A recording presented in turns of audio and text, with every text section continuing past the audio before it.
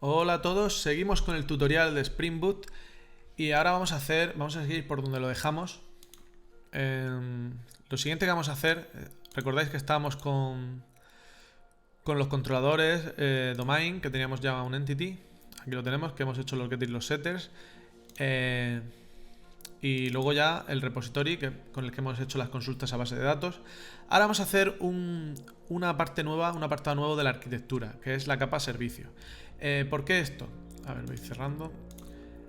No se debería, por varios motivos, de acceder directamente a la capa repository desde la capa controller. No porque nos estamos saltando una capa importante, que es la que va a manejar la transaccionalidad y la que va a manejar toda la lógica de negocio.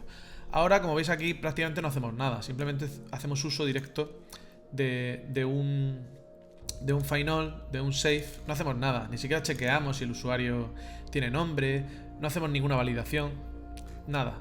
¿Qué pasa? Que entonces así se ve fácil. Pero ahora vamos a añadir un nuevo paquete, se va a llamar service. Vale, en este paquete vamos a hacer el servicio del usuario. User service. Y vamos a poner una nueva anotación que se llama service. Esta anotación es de las más sencillas realmente, porque no hace mucho, simplemente le da al desarrollador una especie de ayuda para saber qué tipo de clase es esta. Pero vamos, yo como las pongo ya con el nombre y las ordeno. Pero bueno, las anotaciones son así. Esta service, bueno, vienen todas de component, la anotación component es la más básica. Todas digamos que nacen de aquí. No sé si aquí lo veremos. Sí, component. Bueno, esto fijaros, simplemente con que os metáis dentro de service ya sale component. Si os metéis dentro de component, pues aquí ya podéis ir leyendo lo que hace cada cosa. O sea, esto leeroslo todo, importante, ¿eh? Yo no lo voy a explicar porque si no os iría mucho tiempo. Pero vamos, tenemos component, service, luego tenemos también la que hemos visto, el repository.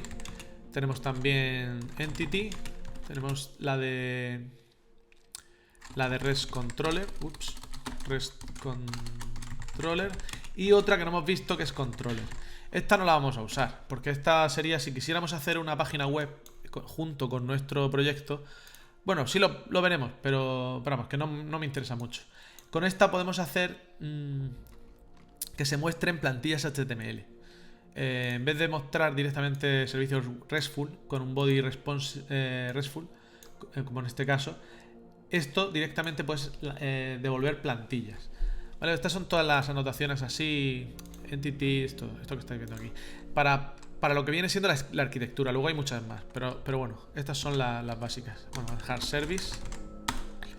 Y ahora lo que vamos a hacer aquí, el AutoWire de antes, para conectar el user repository que vamos a usar para las consultas, y vamos a hacernos los métodos. Para empezar, pues el método create, por ejemplo.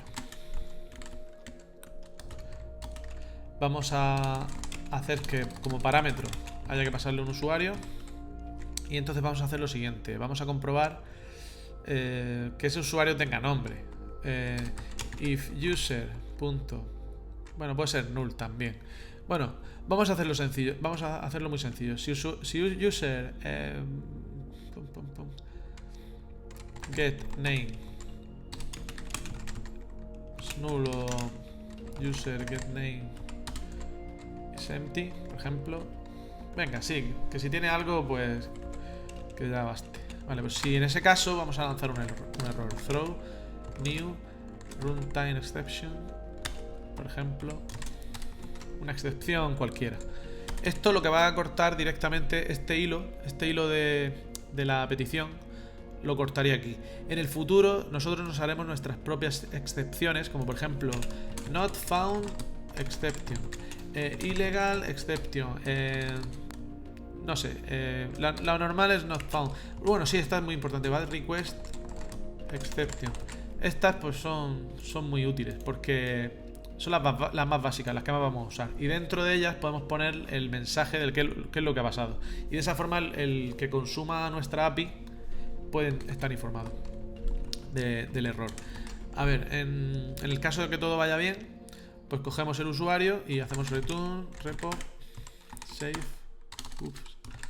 user. Lo que hemos hecho antes, pero con un pequeño control aquí. Y bueno, ahora el siguiente que vamos a hacer es public list de user find all. Return repo find all.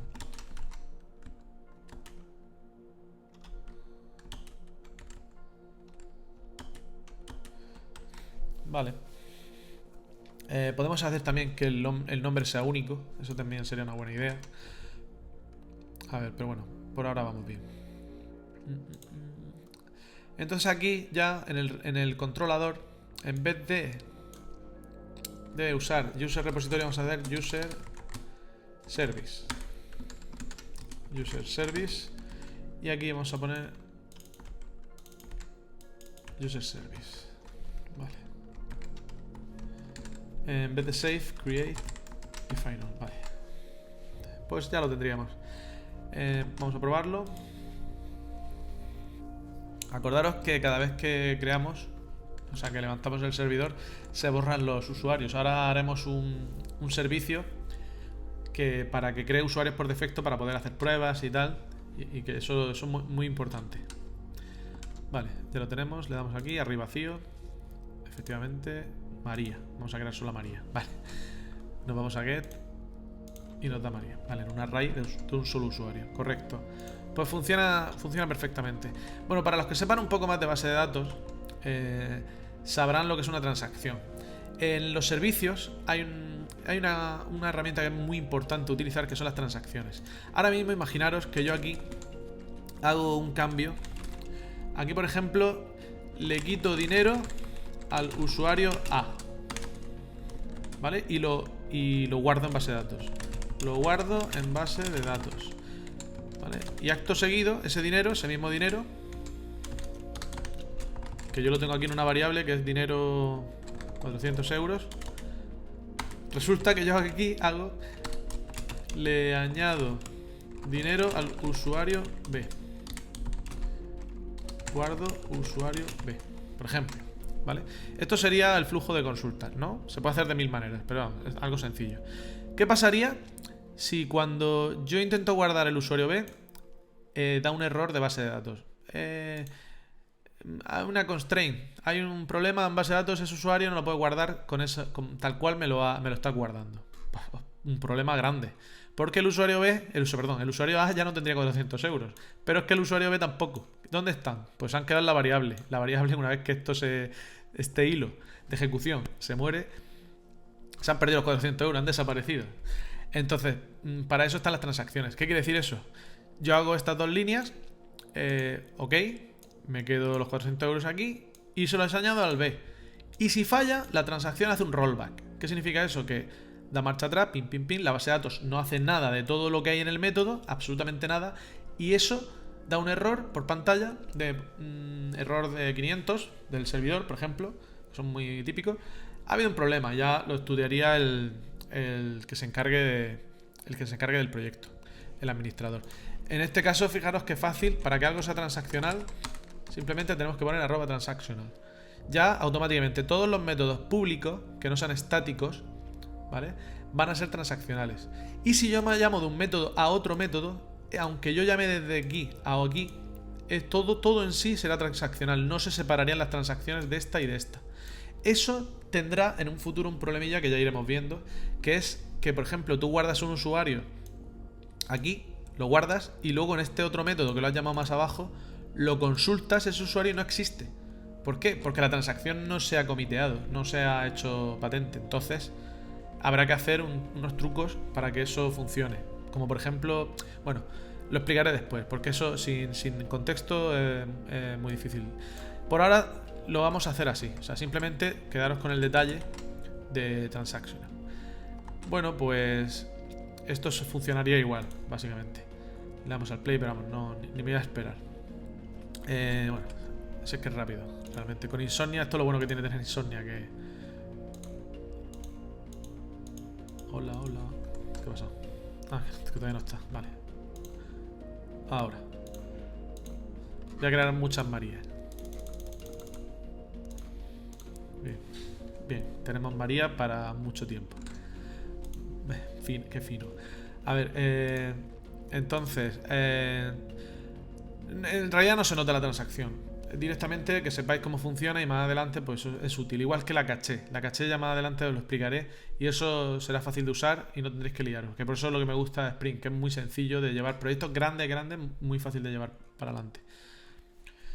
Bueno, lo siguiente que vamos a hacer es, como he explicado antes, vamos a hacer que 2 o 3 usuarios se generen automáticamente. Para eso vamos a crear aquí arriba un método que sea void, o sea, devuelva void y se llame init. Lo podéis llamar como queráis. A mí me gusta init porque el servicio mi servicio siempre tiene un método que inicializa esa base de datos. Por ejemplo, si queréis hacer roles y permisos y queréis tener rol administrador, rol usuario, rol tal cual, pues hacéis un método init que cree esos roles si no existen ya en base de datos. Y así no tenéis que siempre estar pensando, ostras, ¿cree los roles? No los cree, pues siempre los vais a tener. Entonces yo pongo, bueno, sí, venga, if user repository find all is empty, o sea, si no hay ningún usuario, vamos a hacer usuario 1 que se llame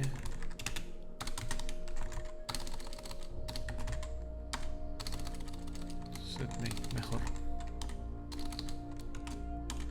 que se llame Juan y lo vamos a salvar. Bueno, lo vamos a salvar, pero vamos a usar los métodos de este servicio en vez de hacerlo directamente. User. Y vamos a hacer lo mismo con otro usuario, un par de usuarios. Juan. Vamos a poner los nombres de siempre. John, Jane, John Doe y Jane Doe.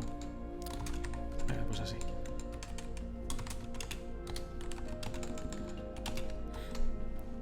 Vale, create, vamos a hacer. Y esto ahora mismo no lo está llamando nadie.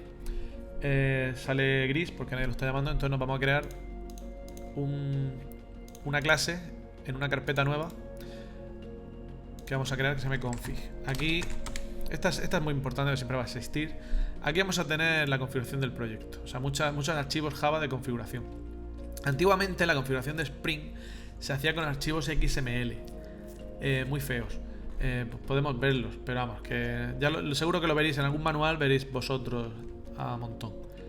Por aquí vamos a hacer database, venga, no, mejor populate config. Populate config. Le vamos a poner la anotación aquí, sí, component. ¿Por qué component, diréis? Oye, si component es la que heredan todas las demás. Sí, component se utiliza cuando no es un servicio, no es un repositorio, no es un controlador. Cuando no es nada de eso, entonces es un componente. A secas. Entonces aquí vamos a hacer un método que se llama public void init database, por ejemplo. Init database o populate database, como queráis llamarlo. Y aquí podéis poner, bueno, hacemos un auto wire de user service. Y aquí hacéis user service init. Así sencillo. Y aquí post construct. Esto es lo nuevo. Esto es lo que, bueno, aparte de lo de component. ¿Esto qué hace? Esto de post construct, cuando este componente se inyecta en la factoría de Spring, al tener una notación post construct, esto en cuanto se inicializa, lo primero que hace, antes de hacer otra cosa, es llamar a este método. ¿Es un constructor? No, porque un constructor se llama antes de crear el objeto. Cuando un objeto no se ha creado todavía, o sea, el constructor se está ejecutando, mientras se está ejecutando el constructor, el objeto todavía no está creado del todo. Quiere decir que nadie lo puede utilizar. Pero el post construct se llama cuando ya el objeto está creado. O sea, es un ciclo de vida bien hecho, como tiene que ser. Entonces, luego también hay otra notación que se llama predestroy, que es lo mismo, pero justo antes de morir la clase, antes de desinyectarse o como se utilice. Yo este no lo uso, la verdad, pero supongo que tendrá su utilidad. Si le damos, aquí te explica. Bueno, tiene sentido que haya dos, Porque los ciclos de vida de las aplicaciones siempre tiene sentido que haya de todo, porque así te da la opción al desarrollador, le da la opción de hacer lo que quiera. Destroy, bla, bla, bla. Bueno, aquí todo esto explica. Pero yo no lo voy a usar. Vale, pues con esto vamos a darle al play. Creo que se me está quedando largo el vídeo.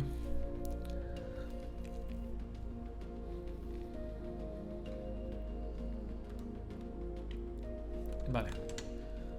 Vamos a ver los usuarios que hay simplemente sin crear ninguno. Pues hay los dos que hemos creado nosotros. Esto viene genial para que ciertas tablas estén inicializadas con campos.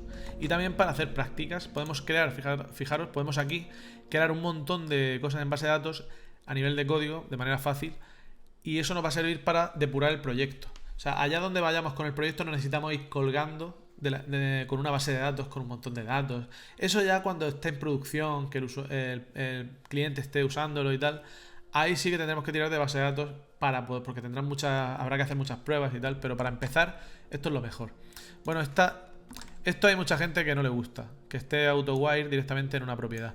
Esto se dice que tiene que estar, aquí te lo dice el warning, si le dais, te dice que crees un constructor y él ya automáticamente te lo pone de esta manera, de tal forma que tú tienes que poner aquí AutoWire.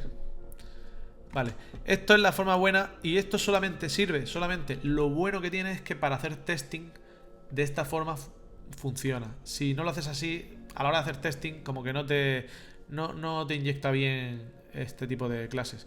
Por eso nos recomiendan, pero yo no hago testing.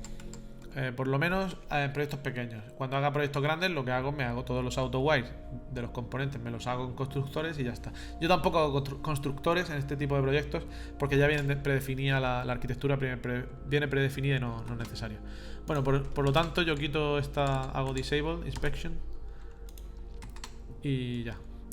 Pues bueno, hasta aquí este vídeo. Espero que os haya gustado y nos vemos en el siguiente. Hasta luego.